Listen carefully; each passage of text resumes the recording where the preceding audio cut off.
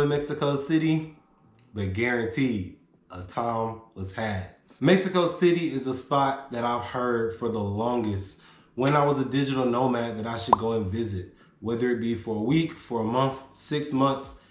Everybody that I've met on my traveling journey has told me that I needed to go visit Mexico City, and I'm so glad that I did. These are 5 of my favorite things to do in Mexico City. As simple as it sounds, one of my favorite things to do in Mexico City was walk around. Personally, I loved walking around the historical part of Mexico City. And by walking around, you're gonna see a lot of history, you're gonna see a lot of beautiful buildings, you're gonna see a lot of great food, which is really big for me because when I travel, I like having authentic experiences instead of more curated experiences that make me feel like, oh, let's take this foreigner into this specific part of town and show them this specific thing. So I highly suggest that anybody that goes to Mexico City, especially in that historical downtown area, walk around and see what they have. I also had a chance to go to Chinatown, which was okay. I'm not gonna sit up here and act like it was the most amazing thing ever. I would definitely say check out downtown though, and then wherever you're staying at, especially if you're there on a weekend, try to check out a market. Usually there'll be a market on a Saturday or Sunday morning. I think it's Sunday mornings in particular, but that's a real chance to experience some Mexico City culture. And if you're lucky, 9 times out of 10, you'll be like one of very few tourists there. So if you are there on a weekend, particularly Sunday, try and walk around a little bit. Ask somebody, do you know where the Mercado is? And depending on how you like to travel, if you really do like those authentic experiences, personally I do, I think you'll love it. So this is actually a good segue into my next point, which is you gotta go eat some food.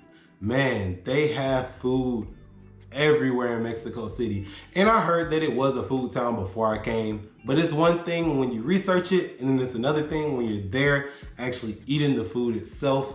You have so many options. As I just mentioned, to me, going around locally is one of the best ways to experience cuisine. One historical restaurant that I did get a chance to go to was El Moro Churreria. Guys, forgive me if I messed that up. I try my best. This place has been serving up churros since 1935. That's absolutely crazy. They have several spots. We went to the most historical, the first location in Mexico City, and it was cool to see the whole factory lineup of them actually preparing these churros. The churros themselves, I will not lie, I wasn't crazy about them. And the hot chocolate, again, I wasn't super crazy about. But what I will say is, if you're already in that historical downtown area, it's right around the corner. And on top of that, it's only $5. It's a cool experience. While we're on food, I will say Mexico City is the first place I've ever traveled where I got sick from drinking the water. So take it from me, when you go, buy bottled water at all times. Even if they say it's okay to drink, err on the side of caution, because it might be safe for the locals to drink, but it might not be safe for you to drink. And you don't want to end up like me, because it is terrible. The next thing, I won't say my favorite. I don't know if I have a favorite, but I really enjoy going to see Lucha Libre. I have never been a fan of wrestling or WWE growing up. I think because I knew it was fake, so in my head, it took away some of the allure of it. But man, Lucha Libre is fun. Even though it is fake, these guys have so much energy. There's so much fire. There's so much lights. There's just so much energy in there. Like, I loved going to Lucha Libre. Man, they had like $2 or $3 beers. I got, listen, I had a time.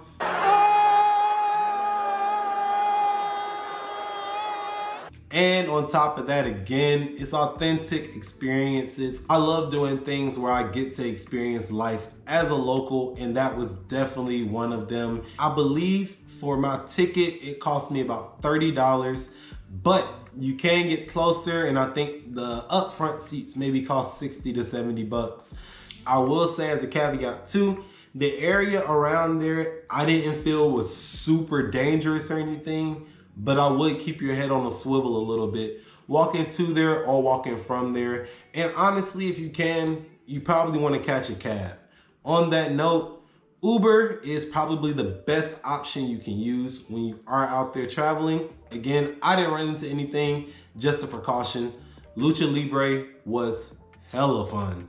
It's definitely a toss-up, but I would say this activity was probably my favorite thing, and it is Xochimilco. Xochimilco is billed as Mexico's Little Italy. I would definitely not go that far, but it is very cool. It's a very nice experience.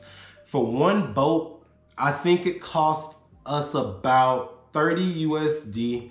And with that 30 USD, you get a driver or a paddler, a speaker for Bluetooth, and you can also buy your own snacks. That's a pro tip I would say. Buy your own snacks beforehand, and you can sign up for, I think it's a 2-hour trip, an hour trip, or a 90-minute trip. We did about 90 minutes, and it was super fun. It was really cool seeing all the boats go past each other and get into those mixes where there are like a ton of boats all around you at once.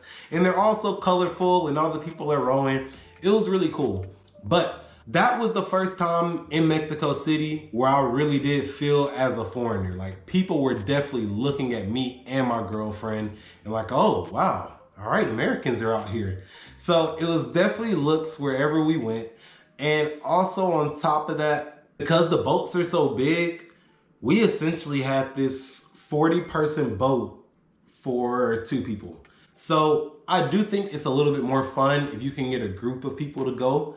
But like I said at the beginning, this was probably my favorite activity to do. So it's gonna be fun regardless. And the last thing that I did in Mexico City that was super fun was I went to Six Flags.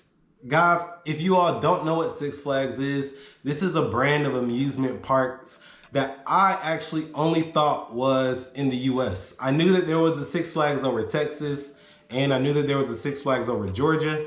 I had no idea there was a Six Flags over Mexico, but they do have a Six Flags over Mexico, and it is thriving. This is not something where you're gonna go and get like a completely different cultural experience than if you went in Texas, or if you went in Georgia, or if you just went to a regular amusement park. But it was really fun, and I did enjoy it a lot. This was also another spot where I quickly realized that foreigners don't come here often, because boy, was I getting stared at. I'm talking about every line that we were in when I went to go eat. People wanted to take pictures. It was definitely a thing. There we go. So for me, that was an interesting experience, but the amusement park as a whole was super fun. They had all kinds of games and stuff like that for you to do. Just your typical amusement park, but to me, it was cooler because you're in Mexico. And this is a cautionary bonus thing to do. So in my last few days in Mexico City, I did plan on staying for a longer time, but unfortunately, some things popped up. I had to get out of there. And I wanted to do a hot air balloon on my last day. There is a spot, I forget the name of it, it'll be right below this. You go there and they had so many hot air balloons, but I had a chance to talk to an expat when I went to the gym. And honestly, this guy said, look, bro, I know it looks cool in theory, but they have accidents like every 3 weeks. You should probably skip that. And for that reason, I didn't go on the hot air balloon. But what I want this channel to be is me giving you information. So a lot of people have seemed to go on that and like it. I opted out of it, but who knows? Maybe there's a carrier that has like a 100% success rate and you could go with them. A lot of people have gone in the past and they've really enjoyed it. And if you do decide to go, let me know. Tell me how it was. And my friends, that is a wrap for CDMX. I hope you all enjoyed this video. I know it's been a while since I posted. Stay tuned, because I always have more videos coming. Until next time, peace.